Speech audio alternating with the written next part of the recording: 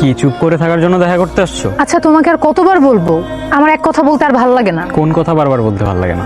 তুমি জানো না আমার ফ্যামিলি সম্পর্কে তো তুমি ভালো করেই জানো, তাই না? হ্যাঁ জানি, জানবো না কেন? কি ঘোড়ার ডিম জানো তুমি? 2 দিন পর পর বিয়ের প্রপোজাল আসতেছে, আমি আর কত থামাইতে পারি? তোমার বাসায় বারবার এত বিয়ে আসে কেন? আর তোমার এই যে ছেলে টেলে দেখতে আসে, এগুলো আমার সহ্য হয় না। তোমার রিলেটিভসরা তো ছেঁচড়া কেন? কাজ নাই আর তোমার জন্য ছেলে দেখার জন্য উঠে পড়ে লাগছে? স্টাডি শেষ করছো, জব তো করবা এট ফার্স্ট, এগুলা কি ড্রামা হইতেছে? তোমার কাছে এটা ড্রামা মনে হলেও আমাদের এখানে এটাই নর্মাল। আমি কি করব আর কত আটকাতে পারবো আমি? আমার এখানে কিছুই করার নাই। মাত্র ভার্সিটিটা শেষ হইছে, আমাকে তো একটু টাইম দিবা তাই না? আর এমন না বসে আছি, প্যাশন যা ছিল সব বাদ দিয়ে রাস্তায় রাস্তায় ঘুরতেছি, জব খুঁজতেছি, আর কি চাও? কিচ্ছু চাই না, ভালো একটা জব ম্যানেজ করো, আর না হলে এই রিলেশনশিপ ভাঙতে একটুও টাইম লাগবে না। কয়টা বাজে? একটা। সন্ধ্যা হতে এখনো অনেক সময় বাকি, কিন্তু তখন আমার হাতে সময় ছিল খুব অল্প। ও প্রতিদিনই আমাকে বলতো একটা জবের জন্য ট্রাই করতে, তাও ভালো স্যালারির। 50-60 হাজারের নিচে তো ওর ফ্যামিলি সওদা করবে না। প্রতিদিন করে মেন্টাল প্রেশার, কবে ফারিয়াকে আবার দেখতে আসে এই বুঝি আমার থেকে ওকে নিয়ে গেল। মনের মধ্যে সবসময় একটা ভয় কাজ করত, কারণ আর যাই হোক নিজেকে ভালোবাসেন তাকে অন্য কেউ টাচ করবে এটা মেনে নেওয়া সত্যিই পসিবল হয় না। লাইফ কখন সবচেয়ে বেশি কমপ্লিকেটেড হয় জানেন? যখন আপনার চোখে হাজারটা স্বপ্ন, তো আপনি মিডল ক্লাস থেকে বিলং করেন, আর এটা একটা মিডল ক্লাস ছাড়া কেউ ফিল করতে পারবে না। তোমাকে রাতে কতবার কল দিছি আমি, কল পিক করো নাই কেন? এতগুলো যে মেসেজ দিছি, একটা মেসেজেরও রিপ্লাই করো নাই কেন? তুমি খালি তোমার দিকটাই দেখতেছো, তুমি ভালো করেই জানো আমি কেন রিপ্লাই করতে। আমার সিচুয়েশনটাও তো একটু দেখো। ও আমি আমার দিকটা দেখতেছি, তুমি আমাকে সেলফিশ প্রুভ করতে চাইতেছো তাই না? আমি তোমার সেলফিশ কখন বললাম? প্লিজ কথাগুলোর এমনি তুমি টুইস্ট করো না। ওকে করলাম না তো বলো আমাকে যে কি এমন মহৎ কাজ করতেছিলা যে আমার মেসেজে রিপ্লাই করতে পারো নাই? ফারিয়া প্লিজ। হ্যাঁ বুঝছি, এবারও ইন্টারভিউতে কিছু হয় নাই তাই তো? জবটা হয়েই গেছিল, কারণ আমার এক্সট্রা স্কিল হিসেবে গ্রাফিক্স ডিজাইনটা ছিল, কিন্তু স্যালারি 12,000 টাকা। এখন পর্যন্ত জবটা হওয়ার চান্স। আমি কি করবো, আমার একটু সাজেশন দাও না। কি তোমার মাথা খারাপ হয়ে গেছে? তুমি আমাকে জিজ্ঞেস করতেছো সাজেশন দিতে? আর 12,000 টাকা, 12,000 টাকা দিয়ে কি হয়? আমি কি করবো আমি বুঝতেছি না, কি করবো আমি তো আমার সবটা দিয়ে ট্রাই করতেছি। আমি এদিক থেকে ওদিক কিভাবে দৌড়াচ্ছি আমি জানি। ফারিয়া তুমি এত চেঞ্জ কিভাবে হয়ে গেল? কিভাবে এত চেঞ্জ হয়ে গেল? তুমি তো আগে বলতা আমার যে কোনো সিচুয়েশনে তুমি অলওয়েজ সাপোর্ট করো, আর এখন? শোনো, আগেকার কথা আর এখনকার কথা সেম না। এখন সিচুয়েশন অনেক চেঞ্জ হয়েছে। আমার দিক থেকে যতটা করা সম্ভব আমি ট্রাই করছি। এখন যদি কেউ ট্রাই না করে থাকে সেটা হচ্ছে তুমি। আই কান্ট বিলিভ ইউ, তুমি এরকম ছিল না ফারিয়া। অযথা কথা বাড়ায় লাভ নাই। তুমি আমাদের জন্য কিছু করতে পারবা কিনা সেটা আমাকে এখন ক্লিয়ার করে বলে দাও। আমাকে আর কয়েকটা দিন টাইম দাও প্লিজ। I am sorry. পরশু আরেকটা ইন্টারভিউ আছে, কোম্পানিটা ওয়েল নোন আর স্যালারিটাও ভালো, আর ওদের সবগুলা রিকোয়ারমেন্টের সাথে আমার স্কিলগুলোও ম্যাচ করে। আই হোপ জবটা হয়ে যাবে। এটাই কিন্তু শেষ। আর মনে রাখো, একটা হ্যান্ডসাম স্যালারি মানে 50-60 হাজার টাকা, এমন না হলে কিন্তু আমার বাসা থেকে মানবে না। আমাদের নেক্সট কবে দেখা হবে? যদি জবটা পাও শুধুমাত্র তাহলেই দেখা করতে এসো, আদারওয়াইজ এটাই আমাদের শেষ দেখা।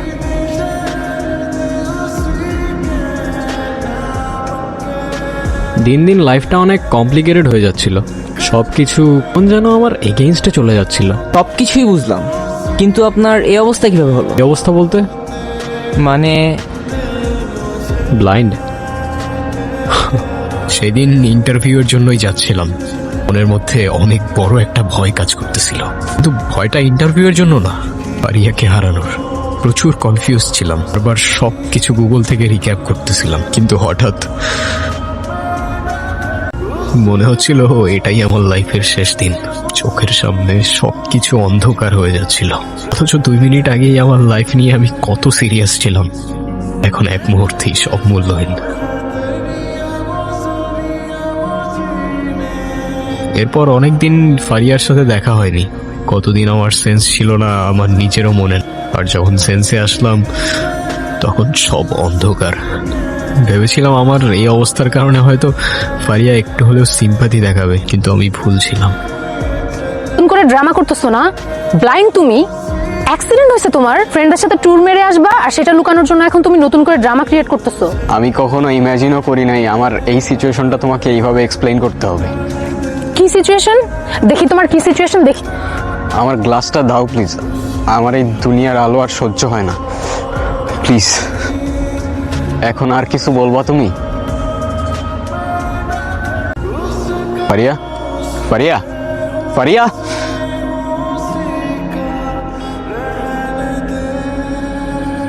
এরপর থেকে সব কিছু চেঞ্জ হতে শুরু করলো, সিচুয়েশনস আর সাথে মানুষগুলো।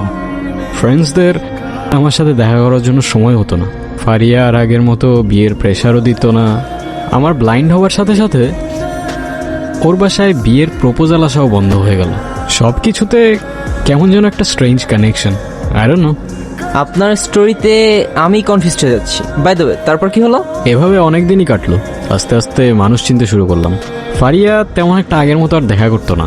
একা একা সময় কাটাতাম, সারা রাত তাকিয়ে থাকতাম অন্ধকারের দিকে। তার কিছুদিন পর ফারিয়া দেখা করতে আসে।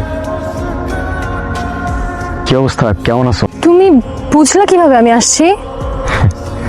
তুমি আমাকে ইজিলি ভুলে যাইতে পারো, আমি পারি না। ভুললে এখানে তোমার সাথে দেখা করতে আসতাম না। আচ্ছা, তুমি এখন আমাকে এইভাবে ইগনোর কেন করো? আরে কই ইগনোর করি, বুঝো না বাসায় একটু কাজ থাকে তো এর জন্য আর কি, তেমন কিছু না। আচ্ছা, আচ্ছা তুমি একটু থাকো, আমি একটু ওই সামনে শপিং মলে যাবো, বুঝছো আমার একটা আইলাইনার কিনতে হবে। এইখানে শপিং মল কবে থেকে? হ্যাঁ এই তো নতুন দিছে কিছুদিন আগে। আমি যাই? আমার সাথে যাও, আমিও যাই। তুমি বুঝোই তো এখন। ও আচ্ছা, হ্যাঁ সরি, মাথায় ছিল না। আমি তো এখন। আচ্ছা তুমি ওয়েট করো, আমি যাই। আচ্ছা, আমার একটা হেল্প করতে পারবা? কি? আমার ফোন থেকে সোহানকে একটা কল দিয়ে দিতে পারবা? আমি ওর নাম্বারটা খুঁজে পাচ্ছিলাম না। হ্যাঁ এই নাও। এই নম্বরটি এখন ব্যস্ত আছে। The number is busy now. তুমি এখানে আসছো কেন? তুমি এখানে কেন? না বলছি ওর সাথে দেখা করবো না? তুমি কি আমার সাথে ডাবল গেম খেলতেছো? আমি কি চাইলেই না দেখা করতে পারি? আর হঠাৎ করে কেমনে কি করব আমি? আমি তো চাইতেছি ওর পিছু ছাড়াতে, পারতেছি বলো? ট্রাই করলেই পারো। কিভাবে? তোমার কিচ্ছু করতে হবে না, আমি সব সেট করে রাখছি। Just তুমি আমার কথা বলে শোনো, আমাকে ফলো করো। আচ্ছা ওয়েট, চলো। কোথায়? আরে অনেক বাজে, আর তোমাকে কিছু কথাও বলার ছিল ইম্পর্টেন্ট। চলো। কি কথা? হাঁটতে হাঁটতে বলি। আচ্ছা আচ্ছা, আমরা কোন রাস্তা দিয়ে যাচ্ছি? এই তো এখানে একটা নতুন রাস্তা হয়েছে, ওইটা দিয়ে যাচ্ছি। আচ্ছা, তুমি কি বলবা বলছিলা? হ্যাঁ হাঁটো বলতেছি। কি হয়েছে? আমাদের সাথে কি আর কেউ আছে? আরে না, আমাদের সাথে আর কে থাকবে? আমি স্মেল পাচ্ছি। আরে কি বলতেছো তুমি? চলো না, কেউ নাই আমাদের সাথে। তুমি কি আমাকে ট্রাস্ট করো না? করি। তুমি নাকি ইম্পর্টেন্ট কথা বলবা বলছিলা, বলো না কি বলবা। ফারিয়া, ফারিয়া।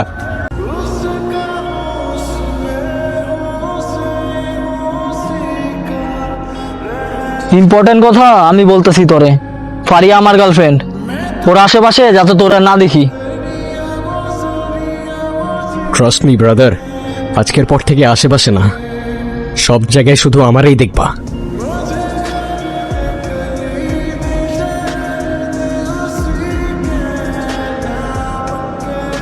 ফারিয়া, আমি জানি তুমি এখানেই আসো। তুমি আমারে ভুলে গেলেও আমি তোমার স্মেল ভুলতে পারি নাই। You know, the saddest part about betrayal that it never comes from your enemy. বিশ্বাসঘাতকতা অলওয়েজ তাদের থেকেই আসে, তাদের তুমি সবচেয়ে বেশি ট্রাস্ট করো। একটা সময় তুমিই বলতা লাইফের যে কোনো মোমেন্টে তুমি পাশে থাকবা, আর এখন তোমার এত কষ্ট করতে হতো না। আমি নিজেই তোমার লাইফ থেকে চলে যেতাম, অনেক ইজিলি ভুলে যাইতাম আমাকে। বাট ট্রাস্ট মি, আজকের পর থেকে তোমরা কেউ আমারে ভুলতে পারবা না। ওরা কেউ আপনাকে ভুলতে পারবে না কেন? সিক্রেট। আচ্ছা, আমি আপনাকে চিনি না, আপনিও আমাকে চিনেন না, তো আপনার এই স্টোরি আমাকে কেন বলতেছেন? কারণ তো অবশ্যই আছে। এই পৃথিবীতে যা হয় সব কিছুর পেছনে একটা কারণ থাকে, সব কিছু কানেক্টেড, জানেন তো। বলুন, কারণটা কি? সময় হইলে নিজেই বুঝতে পারবেন। বাই দ্য ওয়ে, আমার এখন উঠতে হবে। আপনার জন্য আমার কাছে একটা গিফট আছে। কি গিফট? এইটা কি? আমার পারফিউম আর্টিস্ট, এটা আমার নিজের বানানো পারফিউম। এটা শুধু তাদের কাছেই থাকে যাদের আমার স্টোরিটা জানা থাকে। আপনি হয়তো আমাকে চেনেন না, বাট ট্রাস্ট মি, আজকের পর থেকে আপনি আমাকে ভুলতে পারবেন না। আজব তো, আমি এখন এই পারফিউম দিয়ে কি করব? ইঁদুর ফাঁদে পা দিছে। আমার চোখ, আমার চোখ, আমি কিছু দেখতে পারতেছি না। আমি তো কারো কোনো ক্ষতি করিনি, আমার সাথে কেন মনে হলো? আমি কিচ্ছু দেখতে পারতেছি না, আমার চোখ, আমি কিচ্ছু দেখতে পারতেছি না। তোমার সাথে কেন এমন হইল? তুমি কি সত্যি কারো কোনো ক্ষতি করো নাই?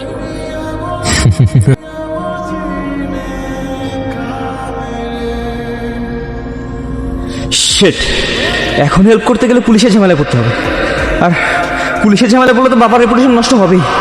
কেটে পড় তুর্য, তোর কোনো দোষ নাই, এটা শুধুমাত্র একটা অ্যাক্সিডেন্ট।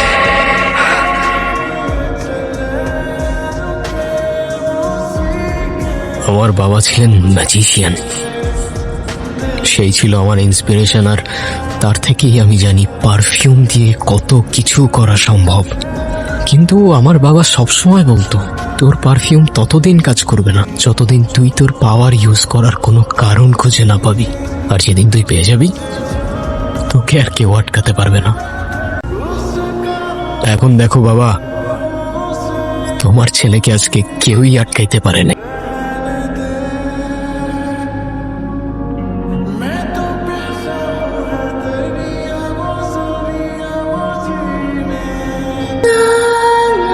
এই দুনিয়ার মানুষগুলার ইমোশনস অনেক সস্তা।